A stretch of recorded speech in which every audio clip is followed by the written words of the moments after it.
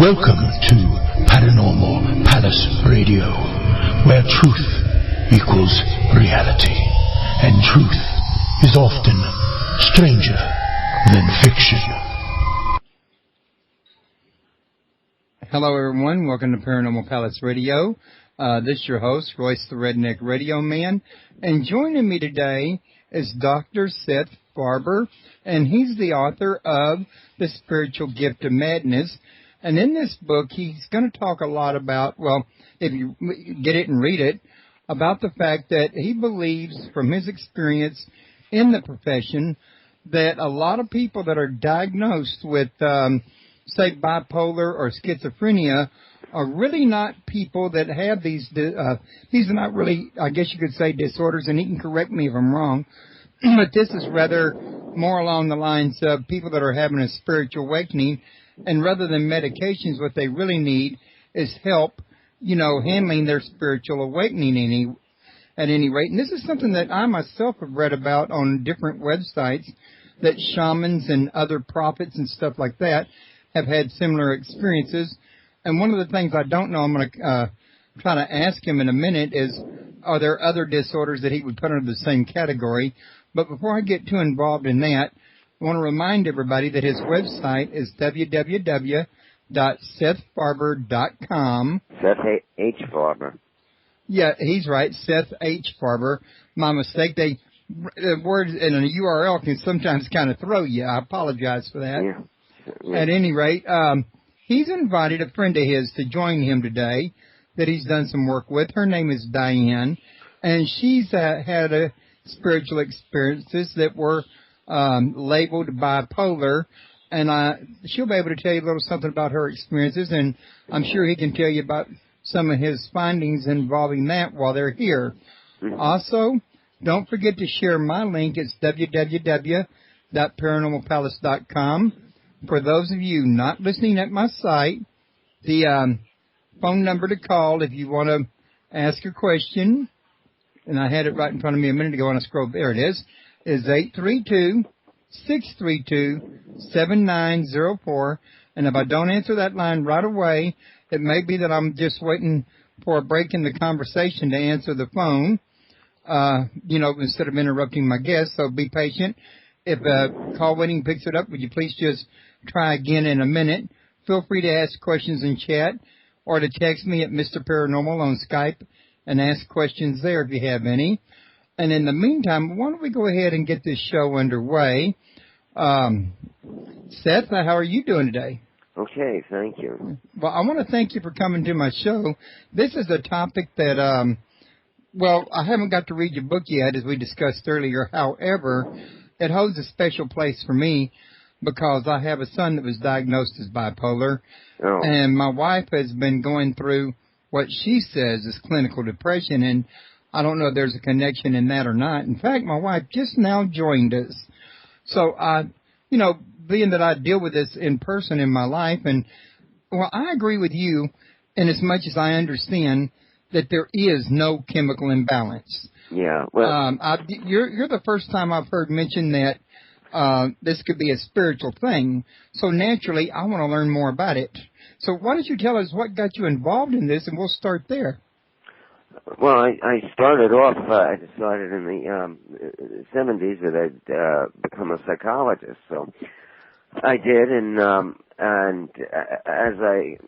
1984 I had finished graduate school, I'd become increasingly critical of the profession, particularly the way they dealt with. In those days, they decided that schizophrenia was an incurable illness, blah, blah, blah. It hasn't really changed a lot. Some aspects of how they define it have changed. And then I got out of graduate school and I started learning new ways of dealing with people. So I was dealing with people who were supposedly schizophrenic, and they were getting better by not treating them as schizophrenic, but by treating them with people who had problems in life.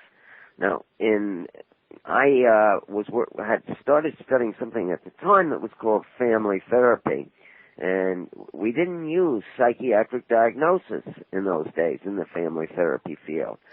there's a lot of criticism of the diagnosis, and I think they're more for right now. They're for the purpose of the insurance companies, the drug companies, and the psychiatrists who are making money off it than they are for the benefit of persons who are getting well. So I was using new techniques. I was bringing in families, and I was helping people in so-called in mental clinics and so forth, psychiatric clinics, but I kept getting fired for encouraging people to get off the drugs. And then I began to, I read the works of Dr. Peter Bregan, who also, who was a psychiatrist, who described how terrible, wrote a book at that time. His book was called Psychiatric Drugs, Hazard to the Brain. He since has written many other books, most well known as probably Toxic Psychiatry. But he showed, and many other people since then, how these drugs that are supposedly cures for, well, I mean, when they first introduced the neuroleptics, the antipsychotics, into state mental hospitals in the 1950s, they said, well, we now have a chemical substitute for a lobotomy. Now, they weren't being critical of it. They were using that as a selling point. They had just started getting uncomfortable with lobotomy, and the psychiatric profession was admitting, well, they're not the miracle cure we thought it was. And, you know, surgery often goes wrong. But anyway, we'll talk about all the people whose lives were ruined by having these ice packs put in between their eyes and their frontal lobes removed. But among them was Rosemary Kennedy, the sister of that's a story in itself, who probably was never was never really psychotic or disturbed in the first place. And one thinks of how many people were victims of the lobotomy thing. Anyway, what happened was they substituted the psychiatric drugs for the lobotomies, and the effect was similar, not as devastating, but over a lifetime as devastating. It tended to shrink the prefrontal cortex, just as the lobotomy had before. So they were lobotomizing.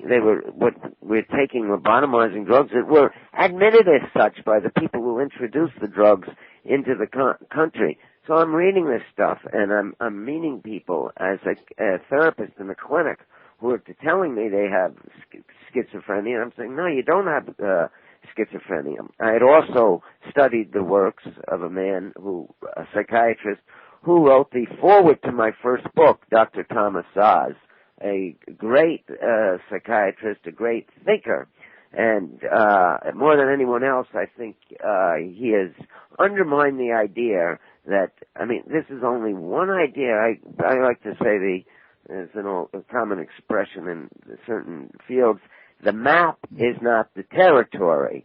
So I like to say that the map is not the territory, and that by calling what Thomas Oz, problems in life, by putting these labels on it, schizophrenia, bipolar, you're not mapping the territory in a way that you're going to be able to get out of that situation. So my first client who was labeled a so-called schizophrenic was in 1988. I told him, you got to get off these drugs. They're not doing you any good, blah, blah, blah. I got fired from the clinic, and this guy was so encouraged to hear from me, the authority in the field. And, you know, I had read books by Thomas Oz and others, so I was applying the ideas of people like Jay Haley, who was a family therapist who worked with schizophrenics, got them off of drugs, got them back into functioning, got them off of the psychiatric drugs. And, so do you want to say something? Because I could go on and on. Well, actually, though, that was really pretty interesting because, I know that when I read listened to your interview over there at that video on the Inner Tradition site, that one of the things that you did mention was these disorders and that, but you was also saying that during the schizophrenia thing, one of the symptoms was that people would they would hear God's voice or the voice of angels, or they would think that there was a conspiracy, or is this what schizophrenia is, or the symptoms of schizophrenia? Well, I mean, certainly one of the most common so-called, if you look in the DSM, the thing they always, I like to say, a common symptom is auditory hallucinations almost all the time. What they call auditory hallucination. Now, in my latest paper, I like to give the example. You can look at this in various ways. One way I look at it is I look at all the people in history who, before they had psychiatry, had hallucinations or delusions. And the other way is to look at the people, like my first client who was supposedly a schizophrenic. He had a voice, and we'll call him Tom. I didn't get permission to use his name, so I'll call him Tom. And the voice was, saying some pretty intelligent things. Now, the voices don't always. Sometimes they just say to the person, you're a piece of garbage over and over. But in his case, look, I said, Tom, I think you, there's really not a problem. Now, this was a revolutionary thing for me to say to him, and ended up me getting fired eventually.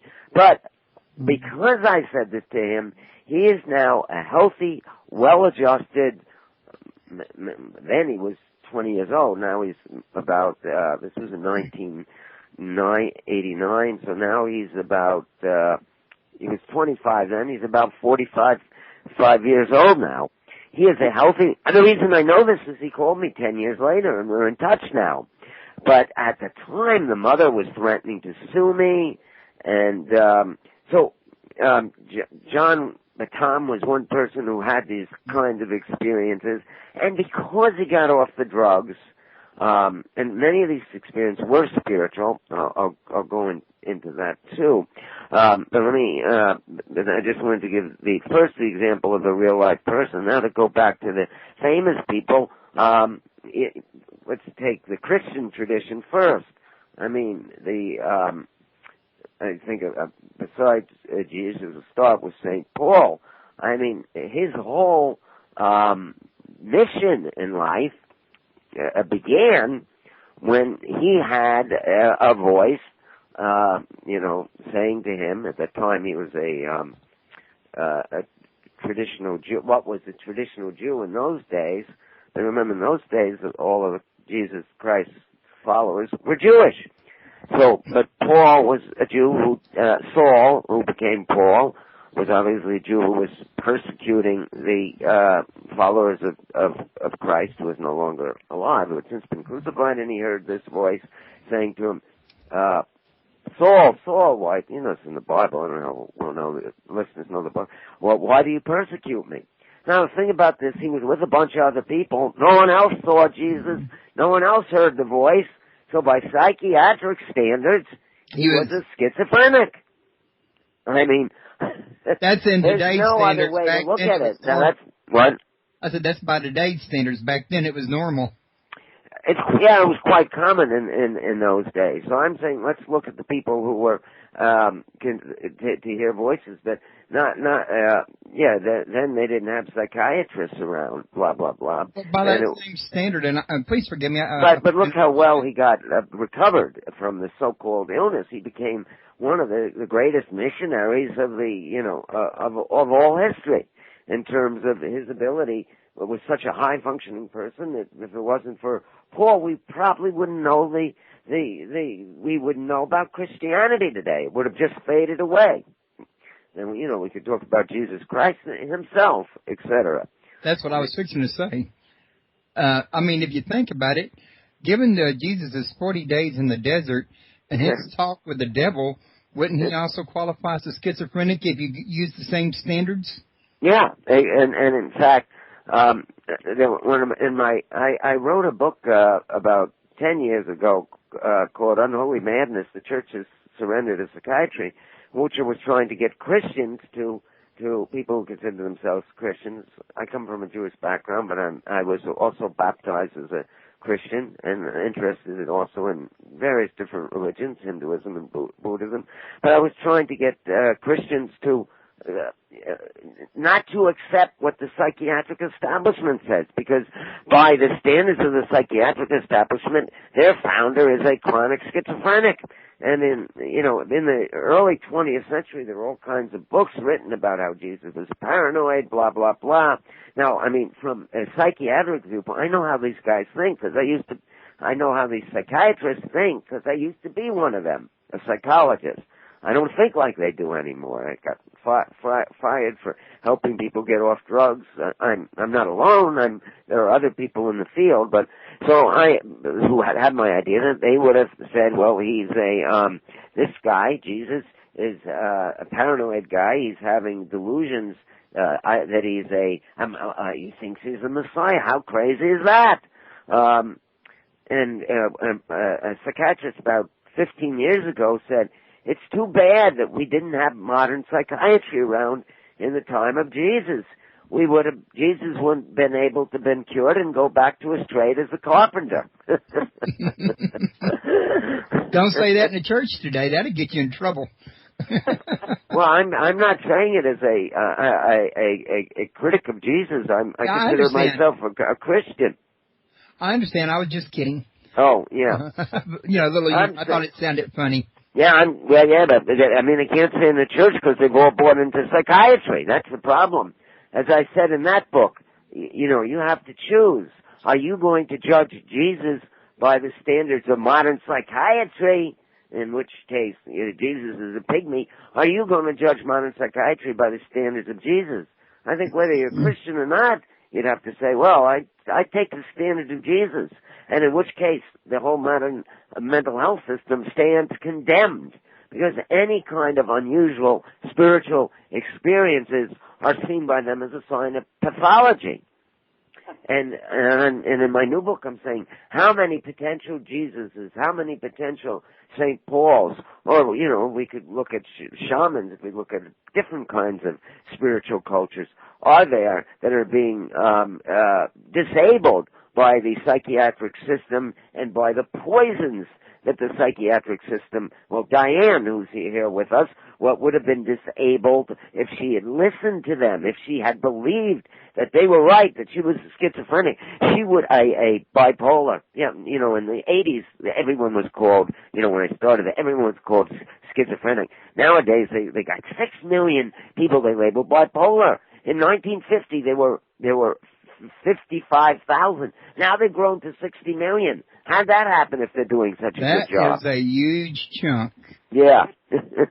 And I mean, you look at something like that. Now, I heard you asking this of the other guy in that interview the other day, and he never really responded to it directly.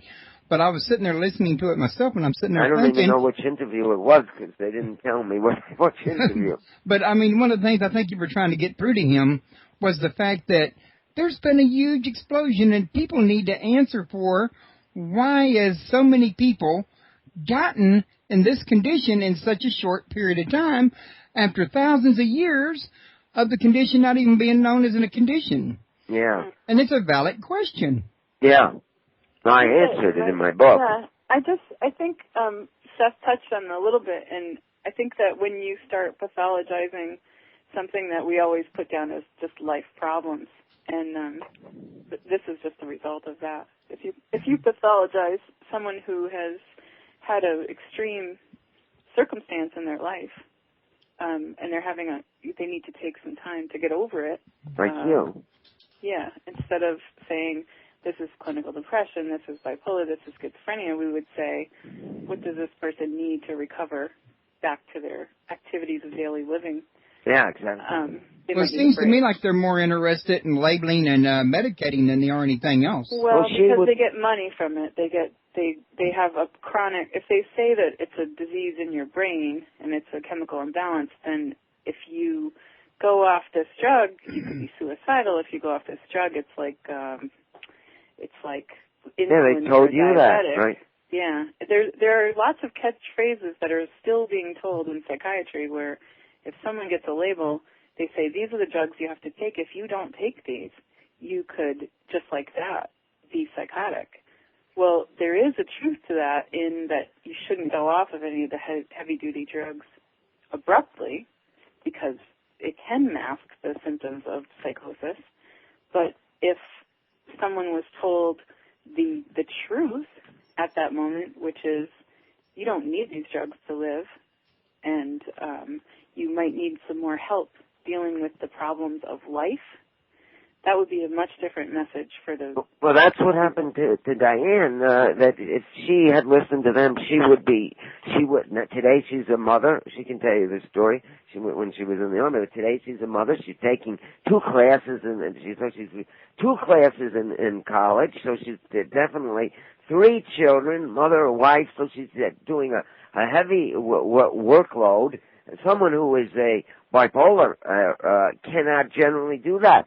If she was on the drugs, she would be a vegetable today. So, had she listened to them. Thank you. Now, this is something else about those drugs that I've seen people go through that a lot of people don't believe, that what usually happens is you get on these here drugs, they work for a little while, they lose their effect, you have to go in and get readjusted, and what that readjustment usually is in many cases is a increase or a different med that's a little stronger or something. But what happens is somewhere down the road, you get to the point that the drugs are no longer effective. Then they have to look at other things like shock treatment and in extreme cases lobotomy. But what I'm getting at here is there is no cure through the route of medicine. You will never, ever get back to normal unless you can get a good psychiatrist that can wean you off and get you the therapy that you need. Is that correct? Yes, that's correct. I can tell you what worked for me, and I know that Seth has helped people to recover by just talking about just letting them know that it's possible and that it's not a life sentence. What happened with me while I was in the Air Force, got this label, when I came back to my community in Northampton, Massachusetts, I met a group called the Freedom you have to Center. tell them your label. They told you were bipolar. You had how many psychiatrists say it? There were, it was a military situation, so it might be a little different, but the message was the same. You have to take these drugs for the rest of your life. And the impact of that diagnosis hurt me. It sent me to a place that I never would want to be again. And it wasn't until, I think, 10 years later that I met people in a support group called Freedom Center. And, well, Diane, mm-hmm. I was going to tell you, I can actually relate to you because I was labeled as ADHD hyperactivity disorder when I was a kid, and I was put on What decade was this that you were labeled? What decade? Oh, my goodness, it was... Well, I'm 52 now, going on 53. Yeah. And I was about 8 at the time. So that would have been the 60s or 70s? Yeah, early 70s, late 60s, somewhere in there. Yeah. And they had put me on Ritalin. It's when they first came out with it, when they first discovered that, that speed would slow somebody down that was hyperactive. And they told me that if I did not stay on my medication, I could not control my temper, which I had you would not dream the kind of temper I had and the trouble that it caused me. But what really, the term that they did to me, very specifically, was telling me that, and my dad believing them and him reinforcing that, because during my whole life, I never was taught to take accountability for my temper, blame on the medicine, and go through and wreck everything.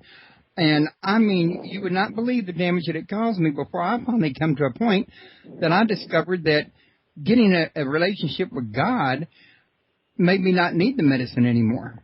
Oh, yeah, exactly. So I can relate to where she's coming from. Do you remember how old were you when you discovered that would be... Well, see, the thing was, I went off my medication when I was 14 because Dad couldn't afford it. Oh. Right up into my 30s, I was injuring people or tearing up houses, destroying property, or whatever, every time I flew off the handle. And it wasn't until... And this was while you were on the drugs, too, right? This is after I had been off from them for about 15 years, or Actually, Oh, okay. All right. This was after you got off them, you yeah. say? Uh-huh. Yeah. And at any rate, what finally got to me was one day I put my arm through the car window in a fit of rage, and I almost lost my arm. In fact, I lost about 20% of it, my right arm.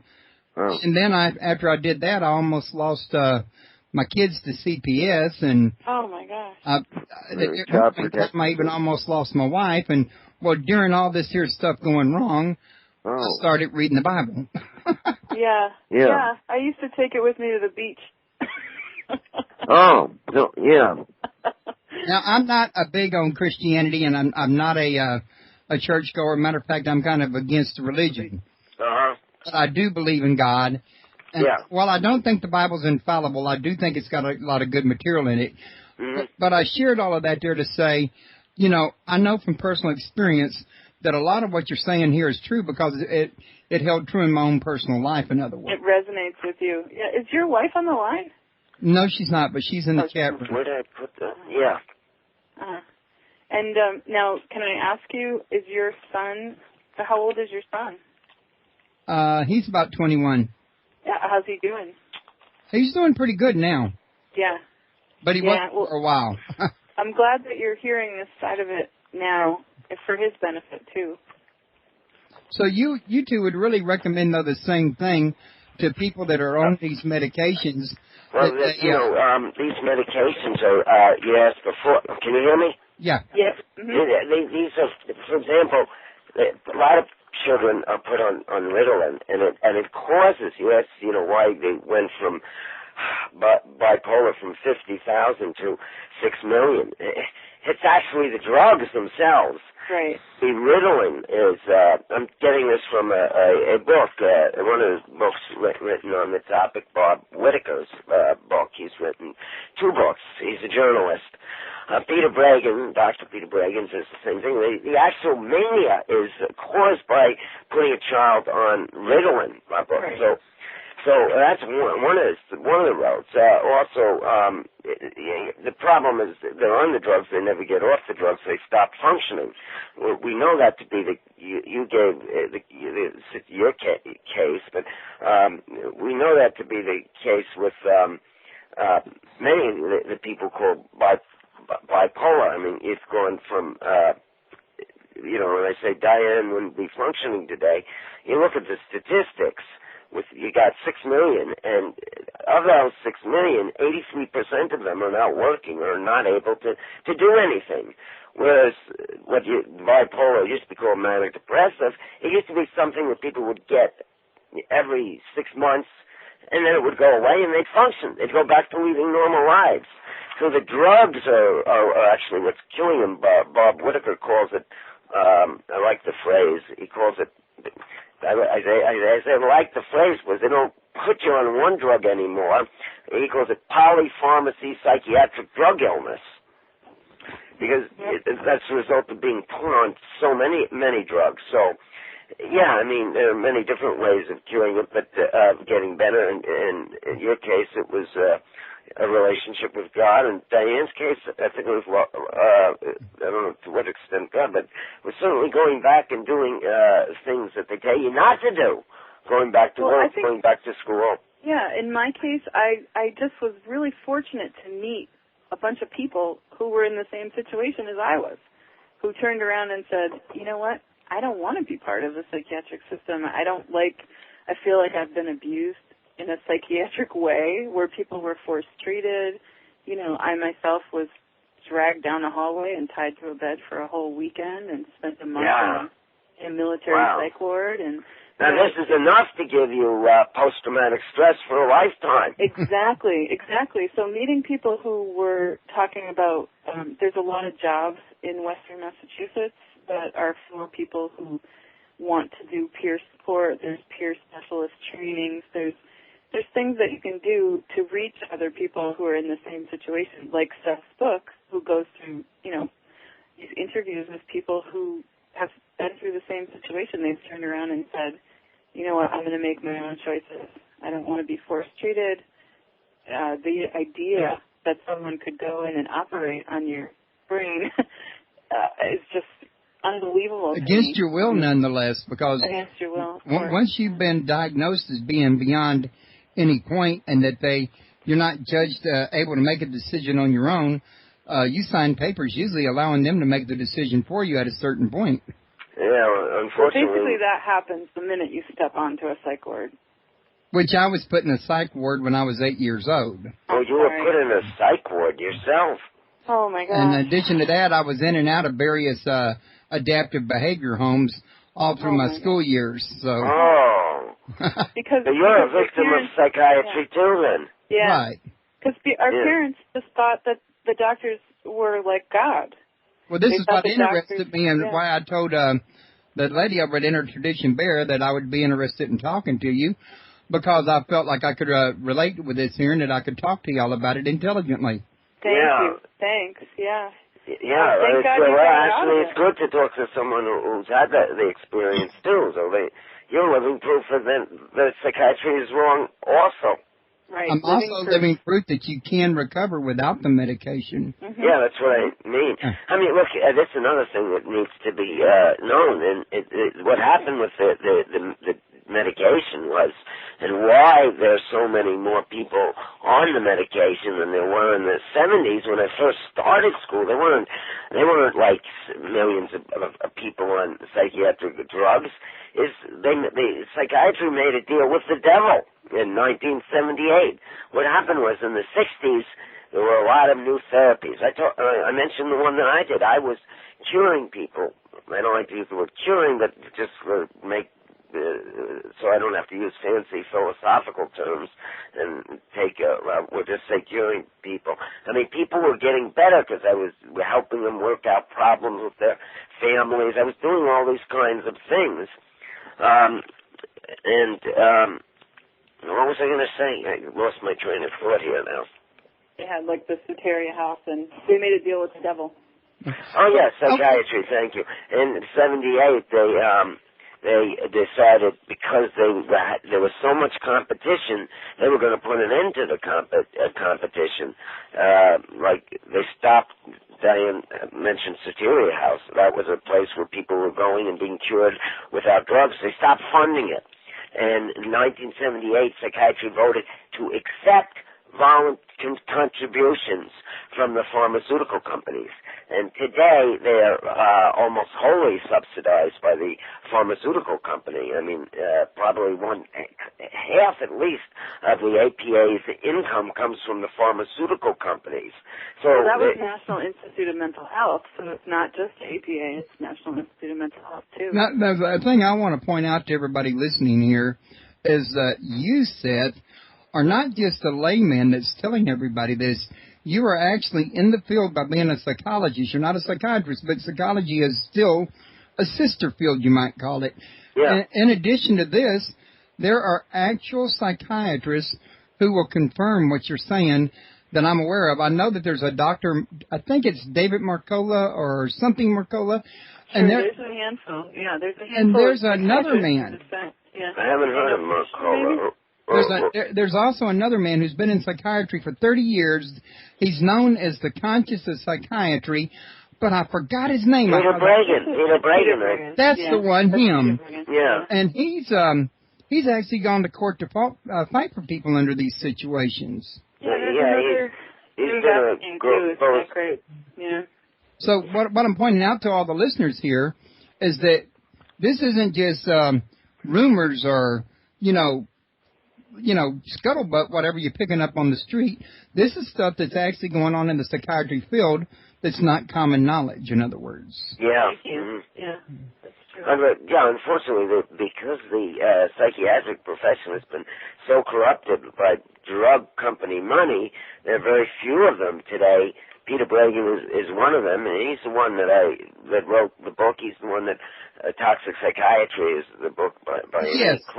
Chronicles how once they started taking drug company money, they became a lobbying instrument for pharmaceutical psychiatry, and that's when you switch from putting You switch from 100,000 people on drugs to millions of people on drugs. And that's when you switch from people on 1 or 2 drugs to people on 5 or 6 drugs.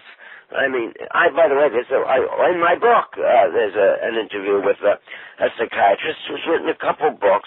I don't think they're I don't think they're for the layperson, but his name is Dr. Peter Stasny, and there's a 50 or 30-page interview with him in the beginning of my book, The Spiritual Gift of Madness, and he talks about why how he's been successful not using drugs and trying to find winners. And I would encourage people to get a copy of Seth's book just for 2 different reasons. I have my copy here in my hands, and I know a couple of the people he interviews in this book, and that's exciting for me to see their stories in print and to get the word out that, recovery is really real. And another reason is just for the historical, the entire title of the book is The Spiritual Gift of Madness, the Failure of Psychiatry and the Rise of the Mad Pride Movement. And it really goes into the history that's happening right now and the things that we don't see in mainstream media. That is it's sad to me when I don't see anything covered ever about this movement where... Yeah, I'm glad you brought that up, yeah. And, which, by the way, I was going to ask about if you could email me a link to that movement that I could put on my website. Sure. There are lots of conferences. You can look up your city, which would be the town. best? Which would be, Diane, the best group? I guess either Mind Freedom or Icarus Project, right? I could tell you a list off the top of my head of 10 different organizations that are working on. And it's not just in the United States. This is an international movement. There was a big protest in Philadelphia last weekend against the DSM-5 that just came out in the American Psychiatric Association, where Jim Gottstein from Psych Rights in Alaska. A lawyer who was told he was schizophrenic and would never be able to function in life, and then went and got his law degree. Yeah, and I can email you all the links for International Network for Treatment and Recovery, National Association of Rights Protection and Advocacy. All of these groups are out there trying to collect these stories in the personal narrative. If you read a story and it resembles your own, and you see that the person is 10 years down the road, they're off the drugs, they're a contributing member of activism within this movement, it motivates you to get your own story together and talk about it. It's good. Your wife was labeled bipolar how long ago? No, not bipolar, just depressed. Oh, that's right. Okay, see, she couldn't get off of depressants now if she wanted to because she's now been diagnosed with fibromyalgia, and one of the things that they use to treat it is also an antidepressant. It's an antidepressant, right, yeah. I'm familiar with this. You can talk to her about, and I'll give you another link, too. It's a free download to a book by Will Hall, who was diagnosed with schizophrenia. He's now a therapist. He's, a loud voice in this movement for the toxicity of the pharmaceutical drugs. And he wrote a book that was edited by, 40 different people within this movement. And he has a free download, and it's called The Harm Reduction Guide to Coming Off Psychiatric Drugs. And it talks about tapering down and being on a minimal dose and just a lot of peer support type conversations. There are a lot of books that are out. This one is, I guess, has the advantage of being not costing anything on helping people to get off of psychiatric drugs, because the longer they stay on them, particularly if, I don't know, hopefully your wife is not on 10 or 5 or 10, the more they're on, the more deleterious the effects are going to be on your brain and on your general physical health. People are dying 15 to 25 years earlier as a result of the drugs. Well, what would you say to somebody if they were sitting there looking at me and I told them, hey, I know you're under depression, but if you was to go to a psychiatrist and see if they would lessen the amount of your meds or wean you off from them, you could do a recovery like I did from my ADHD, and haven't been on meds since I was 14. I'm 53 now. Yeah. And they said, well, that's you. That doesn't apply to me. That'll work for you, but it won't me. What would you say to such a person? I would tell them to go to look in their community, your local community. Look in listings for support groups for people who are going through the same thing. I think the voice of peers within this movement worked for me personally, but I'm not a psychologist. It just helped me so much, and it still does, especially with Seth's book and going through people's stories. It makes me see the positive in it. And this is I've written several books, but this is my second book that has interviews with people who are. My first book was about 7 people who were, has interviews with 7 people, all of whom were labeled schizophrenic. Now that is supposed to be the worst diagnosis. And all of those people were off of drugs, and most people that your listeners or someone you might tell this to might be unaware that around the country there are at least several thousand people. This is a small minority, but big concern. But it still proves that you got 7,000 people who are told they're chronic schizophrenics and are functioning better without the drugs. In fact, you look at the data on that. We have data, studies done on so-called schizophrenics and bipolars, and it shows that you compare the groups that were on the drugs with the groups that were off the drugs. Both groups of schizophrenics and bipolars, the people who were not on the drugs were able to find. This was a study that was done.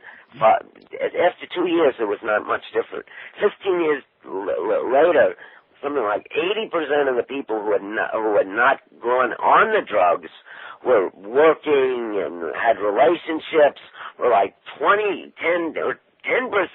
of the people who were on the drugs were able to do that. Like 90% of the people who were on the drugs were disabled. So mentally disabled as a result of the drugs. So, I believe, it's all a matter, in most cases I've seen, it's all a matter of will. I mean, when there is a will to get off psychiatric drugs, unless there's an actual physical disease, but in most cases they're not. They're just psychiatrists coming along with their labels. Anyone can do it, except... And people are just believing the psychiatrist simply because they have a degree. Yeah, and they have all this advertised, right, because they have, we look at doctors, God in this society, and then they turn on the TV and they hear this stuff about biochemical imbalance. That is a myth, as we said in the beginning of the show. I could quote you from psychiatry textbooks that says there's no such thing as a biochemical imbalance. They admit that now, that they were unable to find a quote-unquote biochemical imbalance. And yet the majority of the people, you stopped 100 people in the street, I'm sure you asked them, what do you think about causes schizophrenia or depression? They say, well, that's clearly biochemical imbalance. Okay, here's a 1979, a report of the Surgeon General on mental health, and he says that the diagnosis of mental disorders is often to be more difficult than diagnosis of general medical disorders, since there is no definitive lesion, laboratory tests, no abnormality in brain tissue that can identify the illness. And then we have a textbook of clinical psychiatry that says that there is no evidence of any kind of disorder in the brain. In fact, the only evidence that we have of brain damage is caused by the antipsychotic drugs. Then we find a shrinkage of the frontal lobe tissues.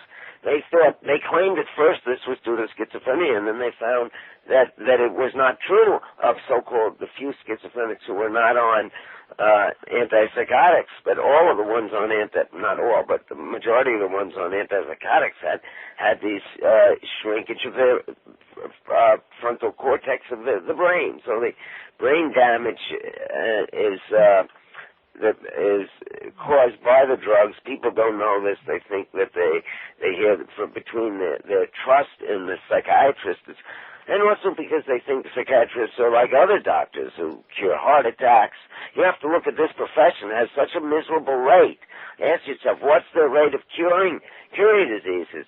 You know, I think doctors in working in cardiologists would be out of business if people were dying worse. They'd save people's lives. But the mental health profession, you know, you go from 15,000 people to, okay, you had in the 1950s people who were depressed. We take the combination of either depressed or anxious, you had something like 50,000. Today, that's 40 million people who are suffering from either depression or anxiety or disabled by it. Now, these are not, if you're getting word, at some point someone's going to have to say, okay, they have all these diplomas on the wall and they go on television and so on, and they have to ask themselves, how come people are getting worse rather than better? Okay, now, Seth, one of the things I wanted to ask you at this point, now that you did bring it up, is while it's true that they have not proven that there's a chemical imbalance that causes this, aren't there things that you could do to cause a chemical imbalance in your own brain, like, say, drugs, or always feeling sorry for yourself, poor spiritual maintenance, things of this nature, and then that could lead into the drugs from a misdiagnosis? Sure. Well, yeah. Sure. I mean, I can talk, just personally, I can talk about lack of sleep.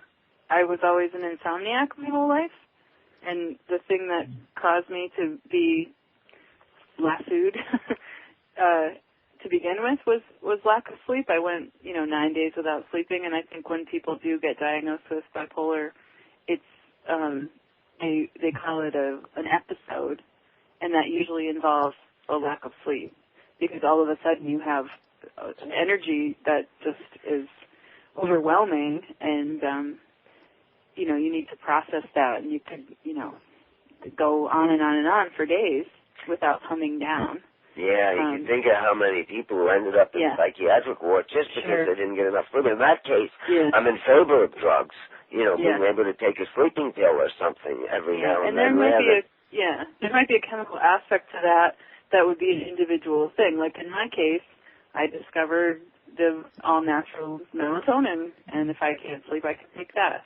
Earlier on, when I was trying to get off the psychiatric meds, which, I wasn't on for very long, but, a couple years, in 91 and 92, I was on a, heavy-duty antipsychotic, something that they told me would either wreck my internal organs, an endocrinologist told me that, or it had already affected my thyroid, that it would make me drool and shuffle when I walked if I kept taking it. So, of course, I wanted to get off it. I tried valerian root, and there's other homeopathic remedies and herbs that you can take. Melatonin works for me, but you should have the statistics in front of you of the years that this is going to take off your life and the toxicity involved in these drugs. And there's something called a black box warning that it's a big legal fight right now for people who it's wrapped up in suicidality and coming off drugs abruptly, and just the sheer toxicity of the drug. It's complex. Right. The legal battle. Yeah, but it's true that once people start doing things, it becomes a vicious, self-perpetuating cycle. So in that way, it could affect your brain chemistry. Yes, I believe so. Yeah. Well, I don't think there's any evidence. The only evidence we have of any changes in the actual brain tissue is that caused by psychiatric drugs themselves. As I said earlier, the so-called antipsychotic drugs. I should mention the kind of drugs, Zyprexa, Risperidol. You know some of them, Diane? I think give them with all the new ones they have now. Right. Okay, well, I got a question for Diane. And Diane, I didn't mean to talk over you. I do apologize for that. That's okay. We do this. Well, I mean, you can't see each other, so it's kind of hard not to sometimes. Yeah, it's fine. But fine. Thank you. I appreciate you, talking about Seth's book. I think it's really exciting. Okay. Now, what I wanted to ask you, though, was how long have you been off your medication? Well, I never actually, it's funny because people say off your meds, and that's something that we see in the media a lot, as if there was a specific set of medications that someone could take that would be like a magic cure for them. When you see in the headlines, this person did something that was destructive or awful or whatever, because they're quote-unquote off their meds, I never really had a set of meds that I took. Yeah, but you were taking yours to know how long you were off. Yeah, when I first was diagnosed, I was in the Air Force, and it was 1990. For 2 years, I took lithium and for a little while. So I did. 2 years you were taking drugs. Yeah, 2 years, and then I psychiatric drugs with medicine. Yeah, because, and I did take those because of the same kind of things that we're talking about. They told my family that I needed to take lithium because I was bipolar, and that's like insulin to a diabetic. You have to take that for the rest of your life. So my family believed that. When the military psychiatrist said that to my family, they believed it. And they enforced that. That made me into kind of a mental patient frame of my life.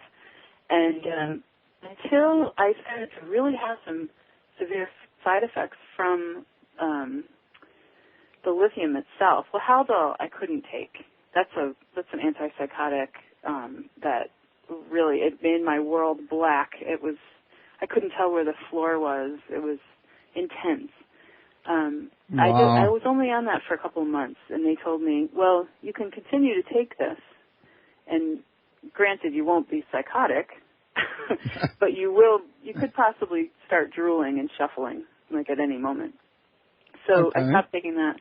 And then the lithium I stopped taking after about 2 years, a little less than 2 years, because I saw an endocrinologist, and she said, your thyroid is not functioning when you're on this drug, and you're just going to continue to gain weight and to be lethargic, and it's not going to help you.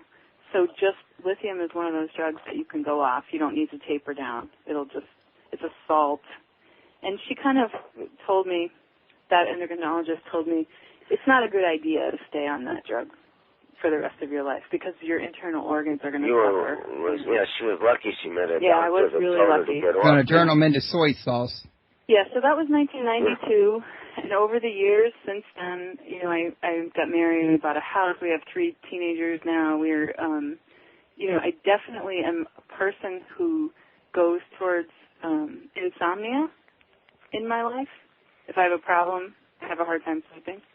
And so if that comes up, I have definitely tried different drugs over the years, and I've even gone on Risperidol, I've gone on Geodon, I've gone on all these different drugs. And each and every one of them has had an intense side effect for me where Risperidol made me lactate. That's not interesting. I mean, going to work and then having, a drug that the side effect makes you lactate. So she went to a psychiatrist today that probably tried to get her back on the drugs. And what they said was, well, would you rather have this sleeplessness problem or would you rather lactate? And I said, I would rather do neither. I'm still looking. So just in the last couple of years, I've discovered melatonin, which really helps me sleep. And everything else kind of follows that pattern. I'm in touch with people in this movement who have, the same kind of stories, and that really helps me. Okay. Well, listen. Sorry. Yeah, some of those you'll find in Seth's book, and people that I know personally. Actually, I could give my number too if people want me to ask. Seth wants to give his phone number. I'll give my voicemail, and they can send that back to them.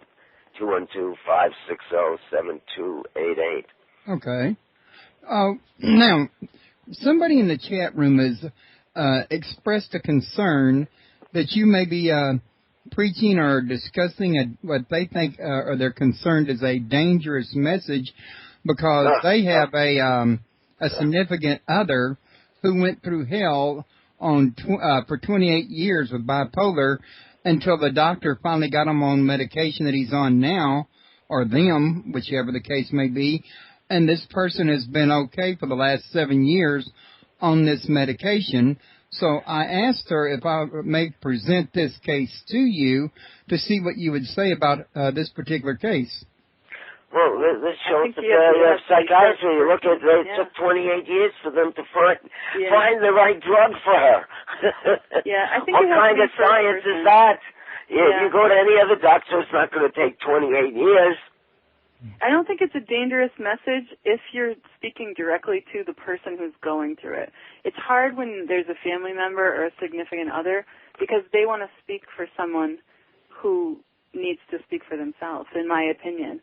When I go to a support group, if I heard someone say something like that, I would have to say, well, could we hear it from the person who's going through it? That's true. I'm glad Dan brought that up because, Royce, I began this by saying I had a patient in the clinic I worked in 1988, and as a result of my intervention, this was a so-called schizophrenic.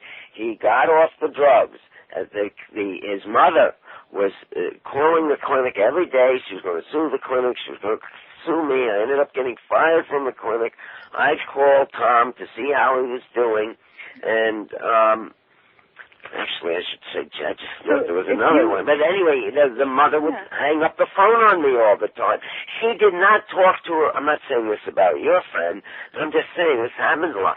She would not talk to her own son for 10 years because he wouldn't go back on the drugs, and yet he was doing much better, and he's a normal, well-functioning person today.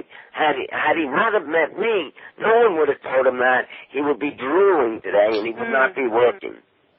And if you get this story first person, like if that text was from the person that she's talking about, I would definitely have a different answer for you.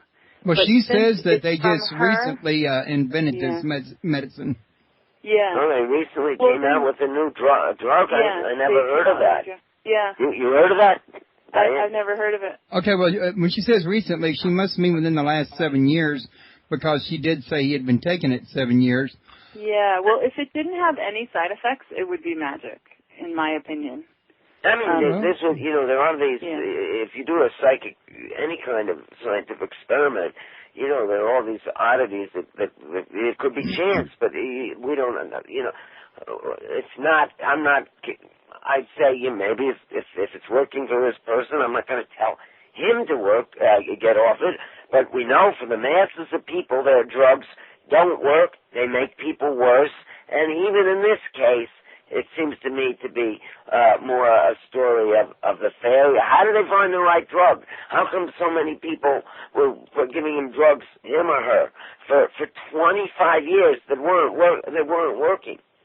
Well, okay, I did ask. They claimed, by the way, they didn't say.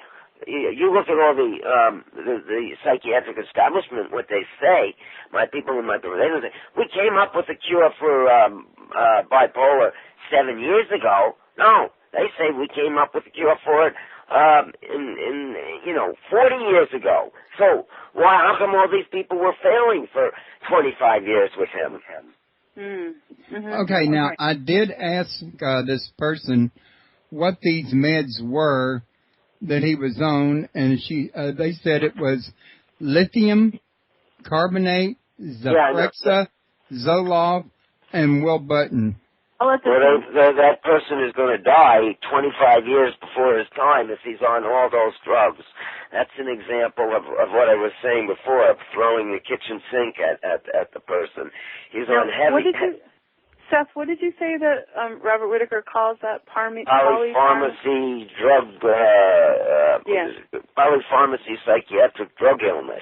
I would direct that person to Robert Whitaker's research and his I don't think that person wants to change.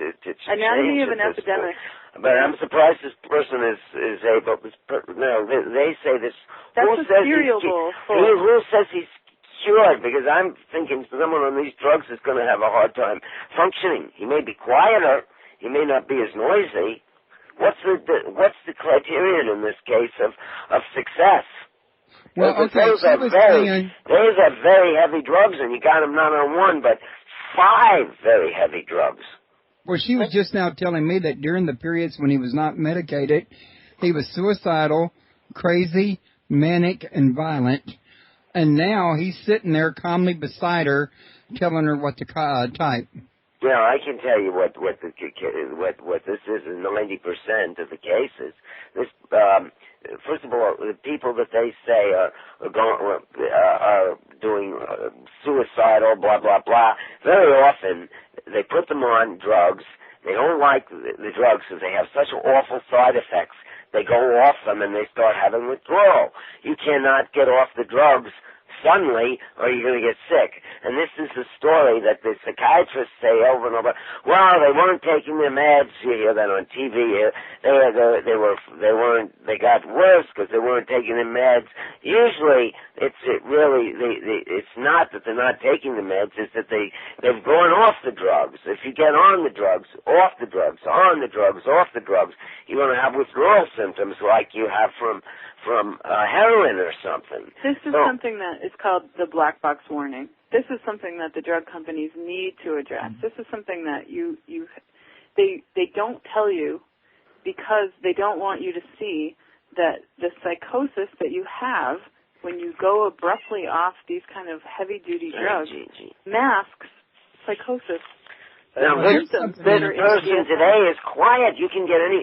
In fact, when they first introduced psychiatric drugs into mental hospitals, as I said, they said it was a cure for lobotomy. I could give you a lot of quotes. Here's one that I remember because I talked to one psychiatrist said, when the drug works well, the medication works well, it produces an attitude of indifference to the environment. That's characterized by the phrase, couldn't care less. Now, you can get a person to be quiet and indifferent to the world by putting them on all these kind of drugs. But I have not yet seen anyone on the amount of the drugs that you mentioned who is able to lead a rich, fulfilling life. I do not believe. I would have to see this person to be convinced that this person is leading a rich, fulfilling life. I was going to say that she just typed in the chat room that he's the assistant art director for a mental health program, and that he is functioning and doing excellent. Oh, good for him. Oh, wow, maybe that. Now, I don't know. Now, I'm going to be honest with you.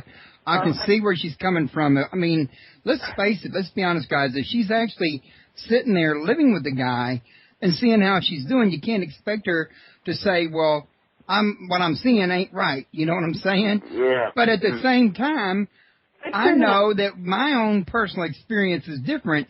Could it be possible that there's different experiences for different people? Sure, but the majority of people don't. The majority of people I've met, and I think Diane has met, on those kind of drugs, couldn't be assistant directors. They're not able to function that well. So that's a very unusual case. But yeah, I mean, it's possible that for some reason that it's not, it's not the trend in the field of psychology and psychiatry. They're suspicious of anecdotes because they don't necessarily say. They don't tell you what's happening to 100 people or something. They do random controlled experiments. They're supposed to be the gold label or something. But I'd have to know. But I would have to know all the factors involved. Because I've had people tell me that drug helped them, and they were terribly miserable before. And then I found out that there were changes in their life that they weren't even aware of. that I think accounted for the change, better than the drug. In this case, I do find it hard to believe how someone that can be functioning as an assistant art director when they're on that enormous amount of drugs. Unless, your phone is a little fuzzy right now. Yeah, I was fixing to say that he's breaking up a little bit. I thought maybe he turned his head or something a little bit or something. I'll try the other phone. Okay. Yeah. Well, yeah. Yeah. Well, of course, we're all individual, and I know a lot of people who do take a pharmaceutical drug and it helps them, and that's what they believe in. And I have no judgment on that personally, because the important part of this whole piece and this whole movement is that you get to decide that for yourself. And I think that this trend and like the whole title to Seth's book, The Spiritual Gift of Madness, is The Failure of Psychiatry and the Rise of the Mad Pride Movement. I think is if you own what you have going on in your life and you decide of your own volition that you want to take drugs, you don't want to take drugs, whatever you want to do in your life, it's not a forced treatment. And I think that that's the real failure in psychiatry, is that they force this on people. If your friend who's doing well and he's on these drugs, that's his choice. No one is forcing him to do it or not do it. And that's the part of it that I think is really positive in this movement, to talk about having the choice. If he wants to take 5 different medications and that works for him, he has that choice. I personally wouldn't say that was a great idea, but at least there are things out there that he can read and he can look at and he can see the real research. Who's the person, the relative that reported on his condition? I think it's his wife. His wife? Right. His wife is texting to the chat room. Yeah. Oh, uh-huh. Right. I think it's either his wife or his girlfriend or, something of that nature. I know the person who asked from various Yahoo groups that we're in together. And you know the person? Well, sort of know her. I see her posting groups all the time. Oh, and it was a real pleasure to see her here in my show today. It was the first time for that. But, yeah, she's really a very nice lady, and I can't help, I know she's very sincere. You're talking about the wife, not the person on the... Right. Yeah. Right. Mm-hmm. So there are millions of people out there that are in the exact same situation. I think she just typed the answer. To me, 5 drugs is a lot, but I've met people in programs where we've done support groups or done presentations for the Freedom Center where they've been on 20 different medications. They've been at 15, 25. I've met where, they're walking around and they just took a cereal bowl full of pills every morning, every afternoon, and every night. And those are the people that I want to get this message out to them that they can be on a minimal dose. Okay. They can talk about tapering, and it's not gonna mean that they're gonna all of a sudden have this disease come back, because that disease doesn't actually exist. It's just to sell the drugs. Okay, now, I think, Jane, I just saw her type something in the chat room that explains why her case with her husband, and she did verify it's her husband, is different than most other people's. Oh. Okay, she did put something in there, and you're more qualified to say this than I am, Seth, but I'm sure once I read this to you, you're probably going to more than likely agree that this makes good sense. Mm-hmm. She typed in here, I saved his life 7 times at least from overdoses. The last time when he was hooked up on life support, the doctor told me that he may have been successful this time. So my thought on this is that originally the problem may not have been bipolar or schizophrenia or depression that was leading him to that, but rather it was a drug abuse thing. And once on the drugs and he was trying to went to these rehabs or whatever he did to try to get off from them, it created that withdrawal symptom that you're talking about. Yeah. And it's these here that he's so hooked on it from drug use in his earlier life that he's kind of stuck into the cycle now. Now, I could be wrong. Yeah. He was, you say there's evidence that he was taking street drugs? Are you talking about? Drug abuse? Which kind of drug? Well, yeah, because she did say that he almost overdosed 7 times. Oh, my Did he God. overdose on? I'm not exactly sure. She didn't say that. Okay, so the implication is that he can't overdose on crack. What, heroin? This guy might have been a heroin addict or something? Well, when you're out there on the streets, and I'm not sure what all his facts are, but I do know, like here in the streets of Houston, around all the schools, for example, you can get speed, you can get uppers, you can get downers. And you're absolutely right there. And we had someone who had a serious, if this is true, a serious drug problem. I mean, not a psychiatric drug, whether it's heroin or speed or whatever. He's using street drugs that are very dangerous. So I'm just thinking that perhaps at one point he had a drug issue, and this is how it was treated, in other words. Now, she is saying no, so evidently she would not agree with that. So this is like a guessing game. We don't know what the fact. Yeah, and there's millions of people out there with different stories. I mean, you're never going to be able to make a statement and with any of this. I'll make a statement. I will make a statement. The majority of people who are taking these drugs are going to. Oh, okay. Now she's saying that he would try to kill himself on Aleve. He'd take 101 Aleves. Aleve. Wait a minute. What's your Aleve? Aleve is a painkiller. Well, there's Aleve is a painkiller. I'm trying to think. It sounds familiar. It's like an opiate. No, Aleve is what you buy in the drugstore. It's an over-the-counter. Yeah. Oh, yeah. So he's taking. Oh, this was a suicidal person then. Well, he may have gone off something abruptly and had a suicidal. It's like this is like a guessing game. We don't know all the facts here. I do know that the majority of people have their lives being ruined by taking put on a medicine cabinet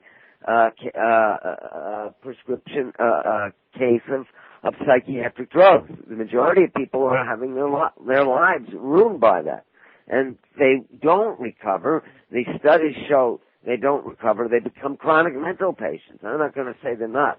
Some exceptions, and I don't know what the fact is. I'm going to give you an example of one person who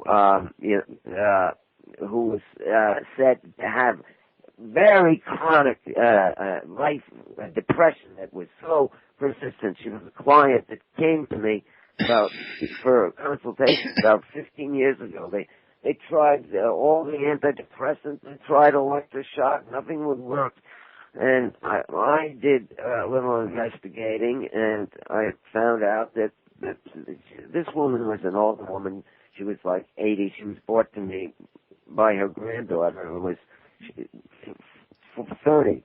And the granddaughter was going to be moving away and leaving her grandma in Queens, New York. She was going to move 200 miles away. And I found out that the grandmother was depressed, that she didn't want to be left here. She didn't want to be abandoned.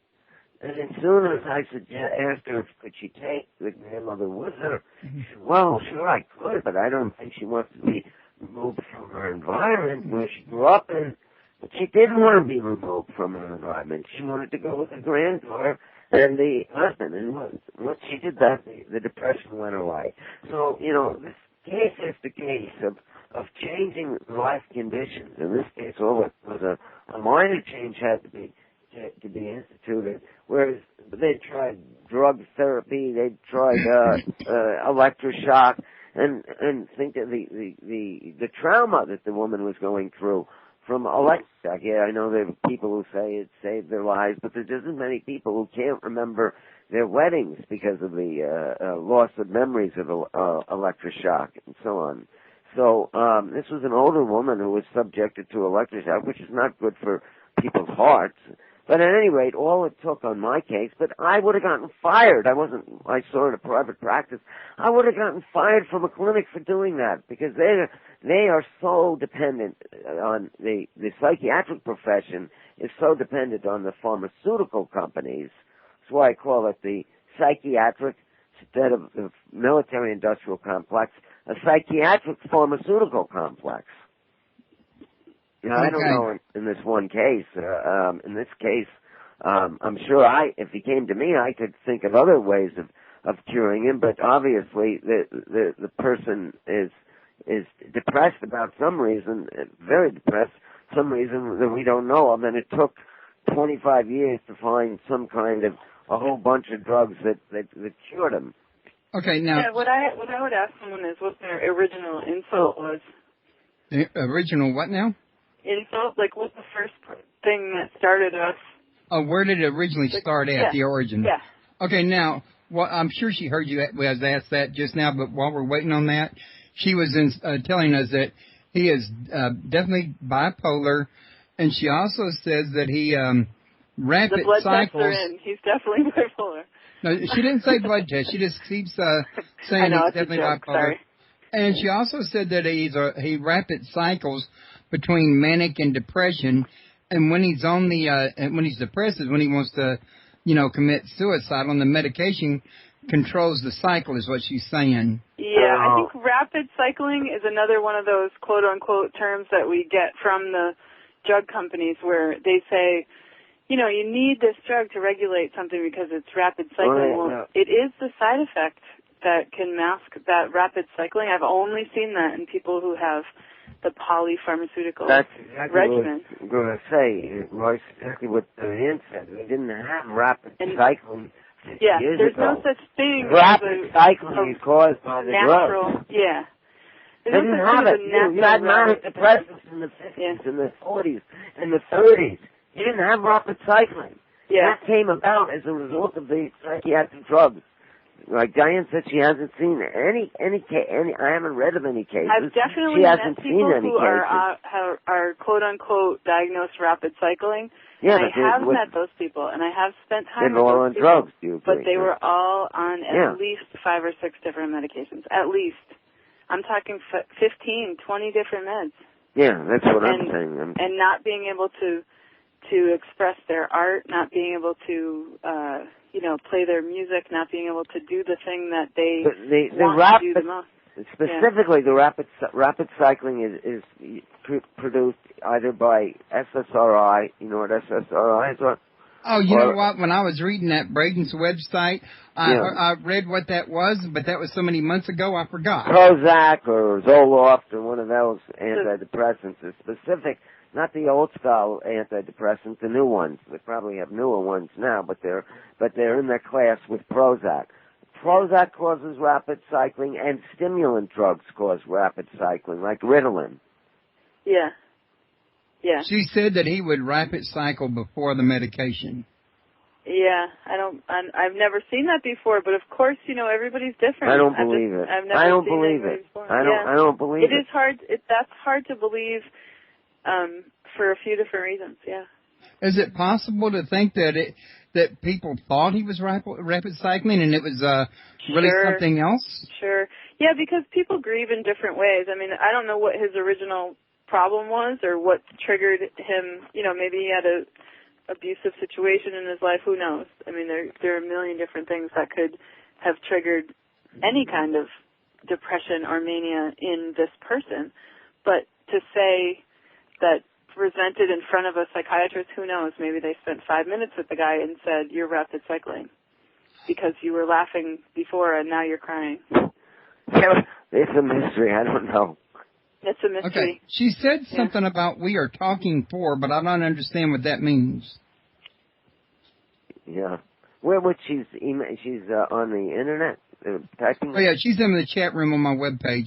Well, chat room on your this show is being broadcast live on my webpage as we're speaking. I see.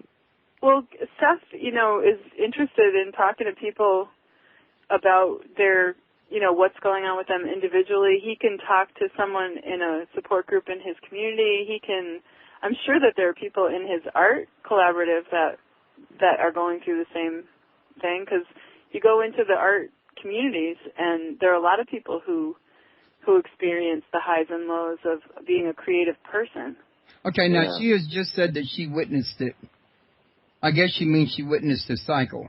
what she calls rapid. I was assuming that's what is rapid cycling may not be the same thing. I think that she still hasn't said, what his original insult was. No, she didn't. Yeah. But what so I it's would, hard to tell. What I would, he could have had a tragedy in his life. Like I said, I'm not qualified to say this, but again, what thought is occurring to me, and bear in mind, like I said, I've known this lady in different groups for years. She's a very sincere, very nice, wonderful person, and she's very helpful. Yeah, he's lucky to have her. That's really nice. But, and I mean, I know that she said he takes 4 meds, but I think she really believes that this is a dangerous medicine, and I think this is really... What's a dangerous medicine? It's a dangerous message. A matter of... what? I can't hear you. Say that. Okay, can you hear me now? Yeah. Okay, I'm sorry.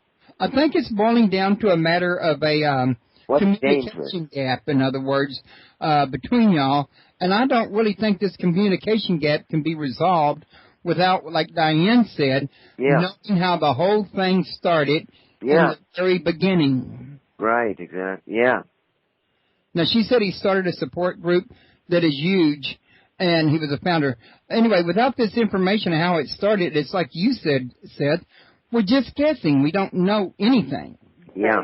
Mm-hmm. So, but yeah, I'm pretty sure that there's a misunderstanding because I do know that I've seen what you're talking about with my own 2 eyes, and I know that I have checked it out on the internet, and I have found your information to be true, and I know you don't have a dangerous message, even though she believes that you do. But as long as she has some misunderstanding, she's going to believe based on what her doctor said when he treated Ken or treated her husband. In words. Yeah. For support people, you can talk to my husband all day long about the things that he's witnessed with me and with my friends in this community. And some of the things that we deal with are, abruptly going off of medications, being in situations that are dangerous. To abruptly get off. Abruptly. But I'm not surprised that there are going to be people. And it's terrifying to think that you could be a guinea pig. That you're a victim of psychiatric abuse, and that's a terrifying thing. Why does she think it took them 25 years of psychiatry? And she thinks they're so clever. Why does it take them 25 years to help them? What she said about that one is they just recently came up with that, the new gave them. Yeah. That's not true. They claim they have cure. Well, I know people who have gone on Wellbutrin. I know people who have gone on the drugs that you mentioned that he's on. He's on 5 drugs, including... Wellbutrin is something that they prescribe for people to go off smoking, even. Wellbutrin can be something that they do for habit-forming drugs, like to get you off of something like nicotine. I think what might have also happened here, because of what she just said, is that she might have missed the part where we suggested that they talk to their psychiatrist about weaning them off slowly, because here's what she's saying. It is a dangerous message because there will be people who need these meds who will hear the same message that Nancy Reagan tried to preach, and it is dangerous. There are people who need drugs, and there are people who I would agree with her in as much as they tend to do better, at least in the short term with them, but I wouldn't say they need them on a long term because I know that my research has showed that these drugs have got long-term negative effects. Absolutely. And I do think that if you'll go to a good psychiatrist, they can help you come down off these drugs a little bit at a time rather than just go cold turkey. I don't think the problem is finding a good psychiatrist is hard to find. But I've been telling people to find any kind of a doctor. Yeah, you definitely have to go off it a little at a time, but you may have to find a support group or find I've talked to people who have... I should say there's another website called Alternative Mental Health that has listing of practitioners around the country who either have MDs or chiropractors or whatever who help people get off the drugs. Well, is there a place that she can go or one of my other listeners can go that if they want to check out a psychiatrist before going to him and see if he's a good psychiatrist or a questionable psychiatrist that they could check? I'll send you a list of links of people who would help in the research behind the medications that's not what he wants. That's not what he's asking. He's asking if I don't think there is. He wants to know if someone can tell him beforehand if the psychiatrist they're going to go to is a good psychiatrist or not. Right. Well, I think that how can you? You would have to really seek those people out because they're few and far between. They're unfortunately, yeah. There's Daniel Fisher, who's a psychiatrist. Yeah. Yeah, he's been in the. He's in Texas now, though. Yeah. He's. Okay. What about the BBB? Could they get a recommendation about a psychiatrist? Do they get good ones listed with them? Well, we should check into that, and we could do that BBB? together. Yeah. Better Business Bureau. The Better Business Bureau. What I recommend right now is the Alternative Mental Health website. There's also something called antipsychiatry.org website. We need to have more websites that list professionals. But there are two anyway that I'm mentioning. And where are they located now? I'll give someone a free consultation on the phone for advice. That's nice. So do you want to say your phone number again? 212-560-7288. Okay. Now, also, there were, what I was going to say is the point that she makes, and I do agree with her, that, about the medicine. In other words, getting people off of it, it is dangerous if you do it all at once and if you do it by yourself. Yeah. But I think if you do it right with a well-qualified licensed psychiatrist that can do it a little bit at a time, that it could be very safe and that people could actually see the difference. But you got to go to, that's why I said, is there some place you can get recommended to a good psychiatrist, in other words? Well, that would be good if it existed. Diane, and this is the new model, did it through having a support group. I don't think you found a good Look, the people in my book, as you can read my book, this book and the other book, a couple of them found decent psychiatrists, but most of them didn't. They had to get off the drugs. I tell the story here. Well, one of them didn't, but there are like 6 people in this book, and 5 of them successfully got off of the drugs. Plus, one of them is a psychiatrist who's gotten many people off the drugs. He's here in New York, so it's not going to help him, in Texas. So 5 of them got off the drugs. Only one of them had a psychiatrist who helped. And then in my first book, Madness, Heresy, and the Rumor of Angels, I tell the story of 7 people who got off the drugs. I think 2 of them found psychiatrists. So it's hard to find. Diane can tell you her story. She got off them. She was only on them 2 years. But 2 years is not nothing. 2 years is a pretty long time. Yeah, for me it was a long time. Yeah. And, because they will tell you, it's not easy to get off any drug, even for 2 years. Certainly it's harder if they're 10, but 2 years is something. Diane was told she was bipolar. So that means almost every psychiatrist is going to say to her, oh no, you need to be on your medication. So she should tell you how she got off the drugs without a psychiatrist. Right. Okay. But not on her own. Not on my own, no. I went into a Freedom Center support group, and basically we got together once a week and we talked about getting off the drugs and saying no to being part of the psychiatric system. And some of those people, they still stayed on the drugs until they felt it was safe by tapering off. And what they did was they took a razor blade to their pill and actually shaved off a little bit more every day.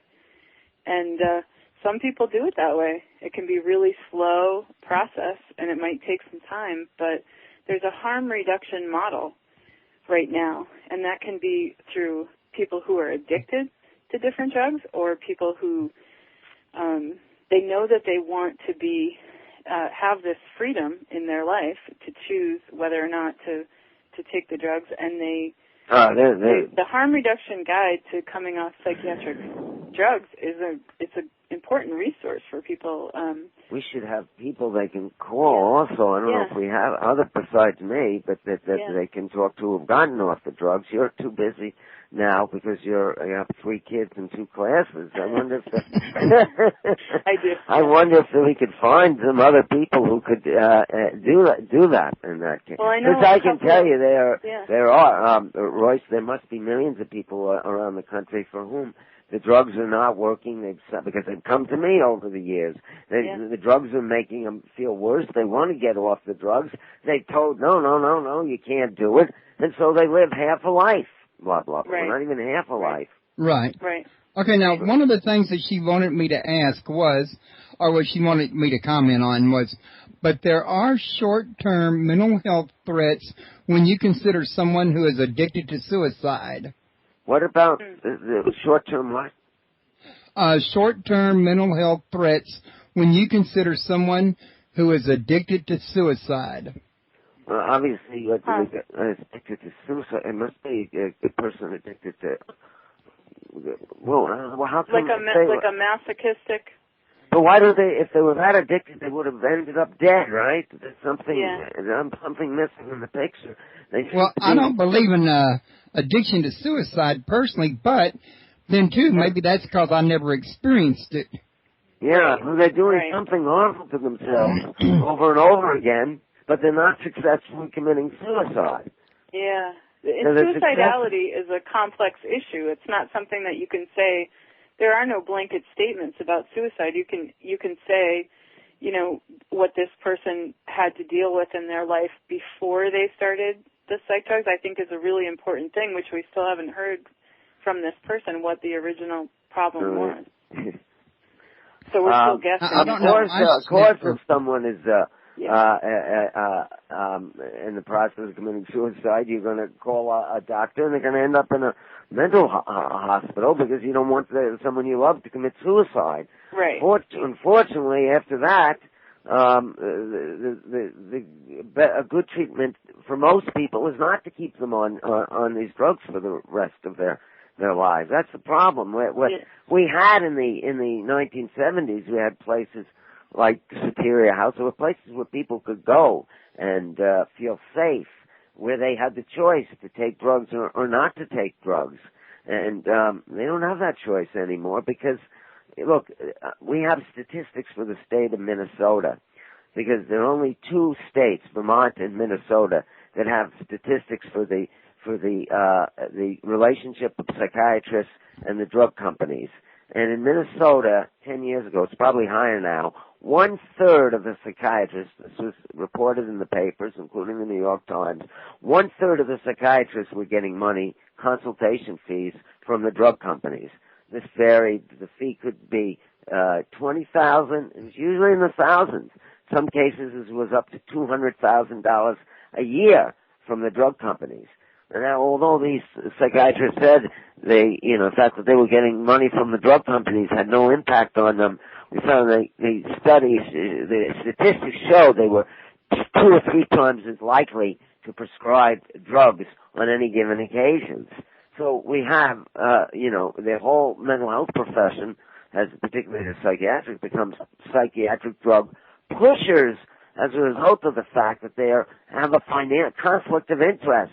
That's why for 50 years the American Psychiatric Association said we will not allow any of our members to take drug money, contribute money from the pharmaceutical companies. We will not accept contributions from the pharmaceutical companies. You know, where we live in the age of greed, Royce. The 1% is wants more and more, and people know about the 1% in the banking industry. But they somehow think that doctors are different. They're not different. I'm a doctor. I'm a doctor of psychology, Dr. Farber. I mean, I got out of this because I saw it was such a corrupt thing. And I got fired from getting a person who is today functioning well off of drugs, etc. That's the situation. Yep. Okay, now, she just typed something else in the chat room that I thought it would be a good idea to share. Is she the only one typing, by the way? Now, there are other people talking, but she's the only one asking questions and commenting on this subject. Everybody else is talking to each other about their symptoms and their personal cases. Oh, I see. Okay. Oh, great. Good for you for getting that discussion going. Thank you. It is okay, she put down there, I know people who are off the drugs who do maintain, but there are some people who cannot do that. This is a dangerous message for those people. Many of them do not have the ability to know whether they should or shouldn't. Then they end up getting in trouble. I see the homeless that my husband works with who come to the factory or art place who get off their meds. It's very, it is very sad. Okay, Diane, this woman is making an argument for forcing people. I don't know if you picked this up. Forcing people to take drugs. Yeah, and I think that's a big push for the big pharma. The huge pharmaceutical companies, these multinational corporations that produce the drugs. They don't produce the clinical data on the drugs. They just say, well, if you go off your meds, quote unquote, you will be psychotic. She's looking at one side. I've told you the other side is millions of people who 40 million people who are on drugs today who have their life shortened by 15 to 25 years through heart attack, cardiovascular problems, diabetes, rapid onset diabetes. What is it called? Obesity. Yeah. I mean, obesity. Actually. Yeah, I definitely know people who have been put on Risperdal who have been diagnosed as also having diabetes, and it comes from the drug itself. And then they start giving them insulin for the diabetes. So I say it's far more dangerous not to give people. In America, we believe in informed decision making. I would never say to a person, you can't, you shouldn't be allowed to take the medication. I'm just telling people, I feel it's my responsibility as a psychologist who used to work in places in which these places were pushed. I didn't tell you that part when I was an intern. I used to believe in them. Well, this was in the 70s. To tell people that how dangerous these effects are. And in America, we believe in informed choice. I think these forcing someone these outpatient commitment laws are really a violation of their constitutional right to liberty. I mean, that's in the Constitution. Now, if she's going to say a psychiatrist is in a better situation to decide whether that person needs drugs, I just told you a study that shows the opposite. They have a financial vested interest in keeping people on the drugs, and they're unable to see it, and these persons' lives are being ruined by it. There are millions of people, of the 6 million people who are labeled bipolar, 81% of them do not have lives. They're no longer able to function. Right. We didn't have this situation 40 years ago. This is a situation. So it's a dangerous message not to tell the person both sides of the story. It's a dangerous message not to allow that person to make his own decision. I mean, unless the person has some kind of brain damage, the person should be able to read the facts and make his own decision. And in fact, that is what the law says. On the lower level, lower court judges will often agree with just do what the psychiatrists tell them to do. The state Supreme Court in New York, and I think I know the state Supreme Court in New York, which is where I am, says, and other higher court judges have ruled too, that a competent patient, and you have to determine competency. You can have a mental illness, a so-called mental illness, which I don't believe in, but you can be determined to have a mental illness and still be competent to make your decision, to make the decision about what's put in your body.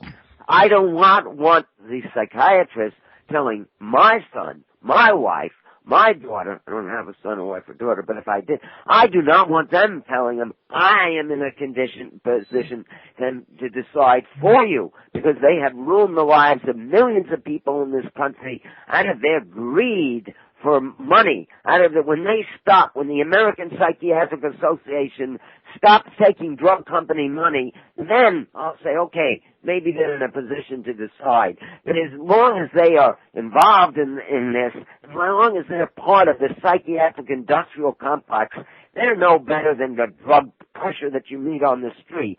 Are you going to let the drug pusher on the street decide whether your son takes heroin or crack?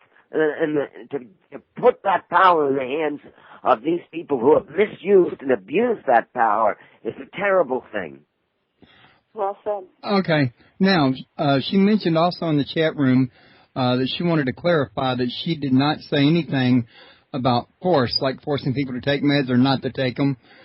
And also she wanted to, she did say that she knows many people who were able to come off of meds, and she said that she also knows many more who are not. And that brings up an interesting thing that I would like to lay out on the table. But let me just quickly say that I do know people who've been on the drugs for so long they can't get off them. I mean, once you've been on them for 15, 20 years, it's almost a miracle to get off them. But anyway, that's just one to say before you ask your question. Well, actually, I wasn't going to ask a question. I was just going to comment that, oh, no, actually, it would have been a question, come to think of it. But it would seem to me like maybe some of the people who don't succeed in getting off is because they have a lack of confidence in themselves or lack of faith in themselves, and they fail because they don't believe in themselves. Yeah, well, they're not hearing the other side of the story also. I mean, if I hadn't met people who were recovered, who did have their legs back, who were able to work and function and have healthy relationships, and who it's hard work to first of all get past the message that's coming from the mainstream media, but then also to get past, like you said, about your father believed what the doctor said about you taking Ritalin.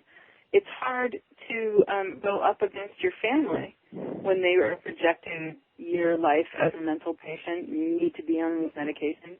And I came across that in my own family, and that was something that was really hard to get over. It was really hard, and I wouldn't have been able to do that unless I met people who, like this woman who's chatting with you, she knows people who have been through it, who have gotten off the drugs.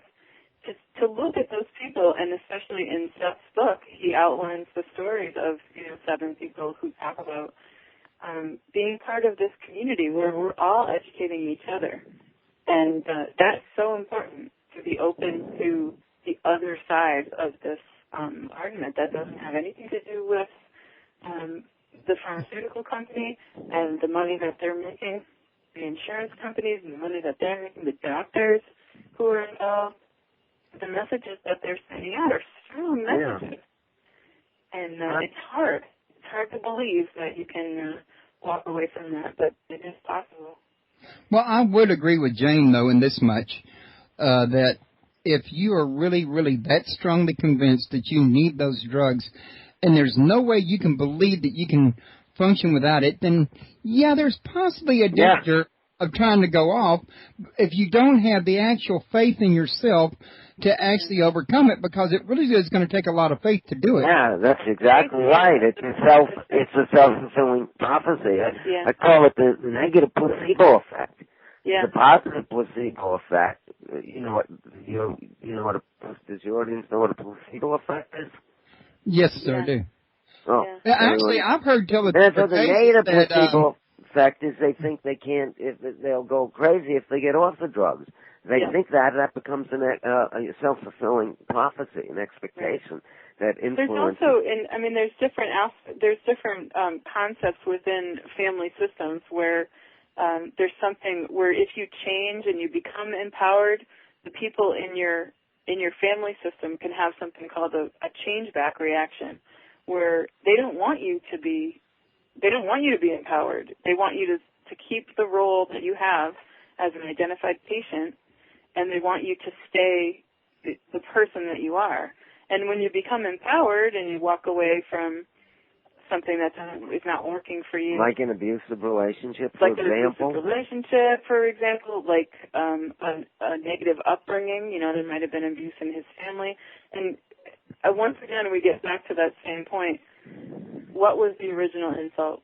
Why did he go into the psychiatric system to begin with? No, she still hasn't typed that one that I saw, but I have got to ask you personally, Diane, because you use that same word so many times, and I haven't understood it yet. Why do you use the word insult? I mean, is it anything similar to a doctor asking, what are you complaining of? Where does the terminology insult apply? In my experience, talking with people in peer support situations where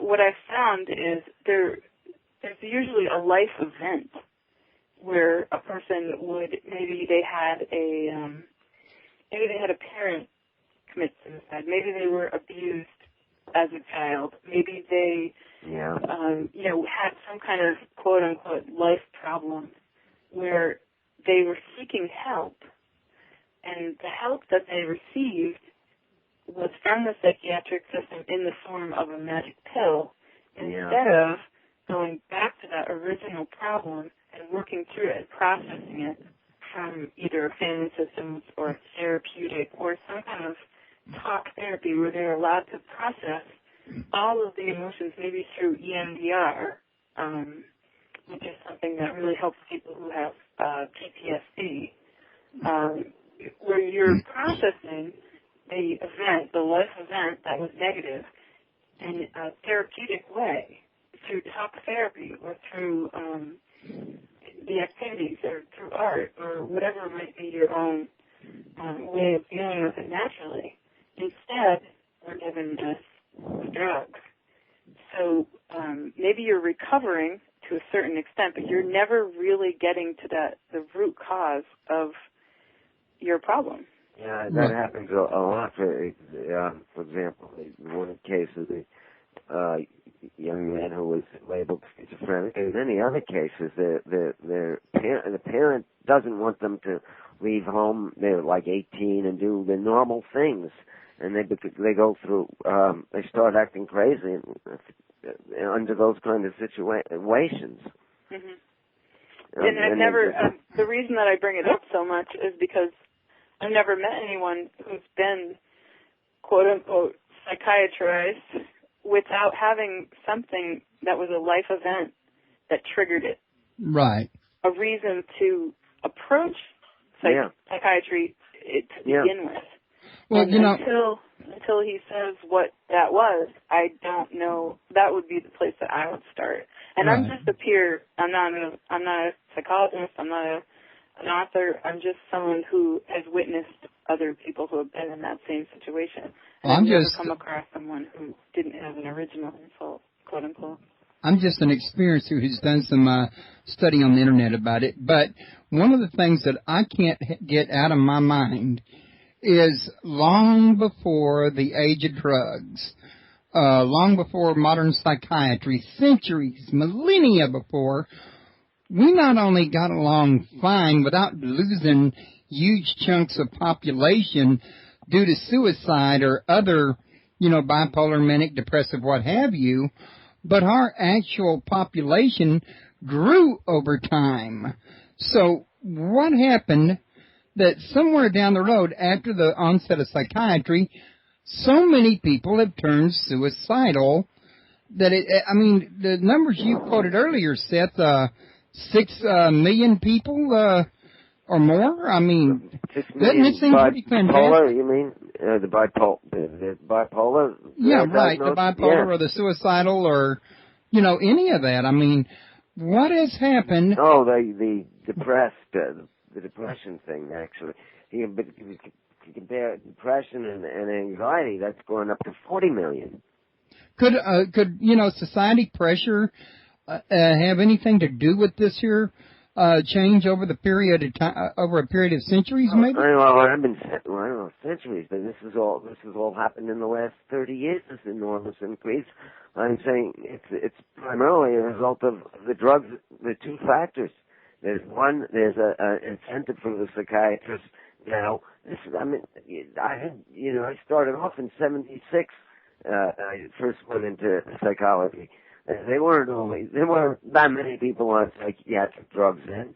And then, so the two factors are there's an incentive to psychiatrists to become drug pushers.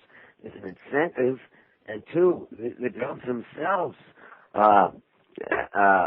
make people are brain disabling. Peter Bregan calls it, the guy I mentioned earlier calls it brain disabling drugs. And so, what we have, as I said before, is people know that Dwight Eisenhower warned about the dangers of the military-industrial complex. Dwight Eisenhower in 1960, he was the one, President Eisenhower, that first used the term. So we're creating now a medical industrial complex, which will have a vested interest in selling weapons, which will lead to wars, et cetera, et cetera. And we do have more wars now. We do have a military industrial complex that's some gun danger. We also now have people put in we have a prison industrial complex where people are put in jail for life for smoking marijuana or something like. We have a psychiatric industrial complex. The high rise of the extreme rise from the 1950s to the 21st century in the use and prescription of psychiatric drugs is a result of the development of an entirely new thing, a psychiatric pharmaceutical complex. Right.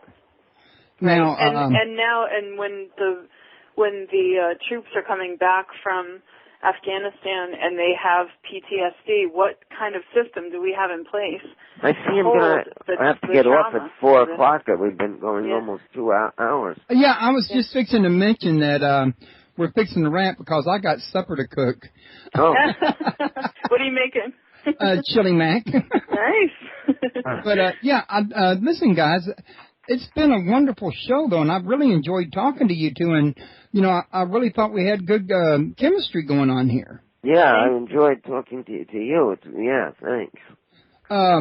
But before y'all get out of here, you want to make sure that there's something you might like to cover that I haven't thought to ask, or you got any last-minute thoughts or anything like that? No, I mean, your audience hasn't asked any questions. So I think I could go on your website now and at least give you a list of some links that people can look at, and the link to Seth's book and some of the other organizations that are online, if that would be helpful. Sure, or you could email it to me because, to be honest with you, as soon as everybody leaves the chat room after the show, I hide the chat room because if I don't, the hackers come along and they get into my chat, and then my hosting company comes along. And I know one thing we didn't talk about a lot, but it's something that we made reference to. Your show deals with the psychic phenomenon, and right? Often? Yes, it does. Yeah, I mean, Diane had many psychic experiences, and people who are labeled schizophrenic and so on tend to frequently have more spiritual experience than the average person, including psychic experiences. Yeah. We could talk about different stories at a different time. I really appreciate you having us on today. Thank you. Well, Seth has my email. If he'll give it to you, you can touch bases with me, and we can hook up through Skype or something. Yeah. Great. Thank you. Thanks. Yeah, and, I really would like to have you guys back. I'm right now booked into September, but I'd like to have y'all come back, and we could talk about the psychic issue, and we could also talk more about, you was mentioning that some people are schizophrenia could be because they're psychic or what was known back then as prophets, and they just need to be trained. But what about people that are, say, manic depressive? What would they have been that would have been? What would be a spiritual connection for them? Well, the same kind of thing, because the labels are used very loosely. Some people call it schizophrenic, some people are called bipolar, but it's a range of people in other eras, in other times, would have been, either prophets or shaman or mystic.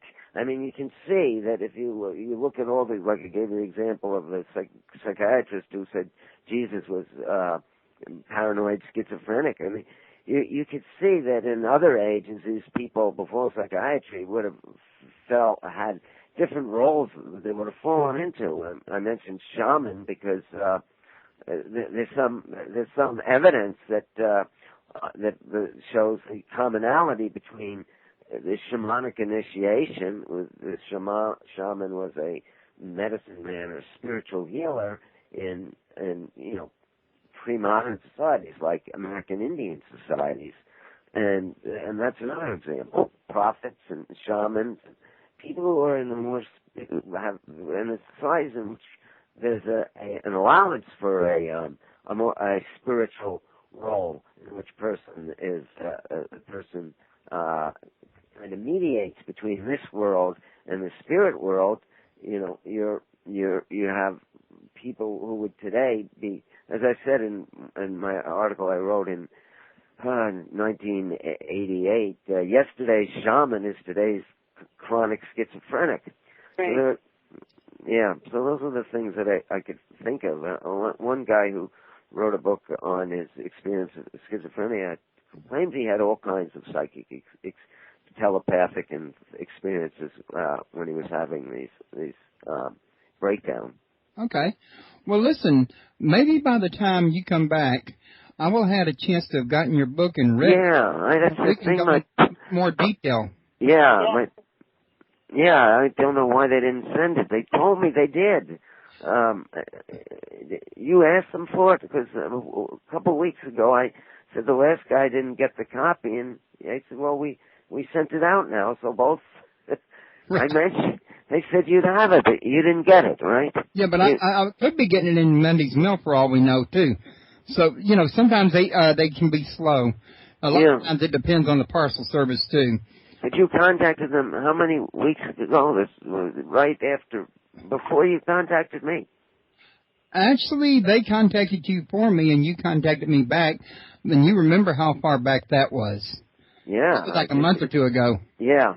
So, and usually my show stays booked 2 or 3 months in advance, so you would think it would have had time.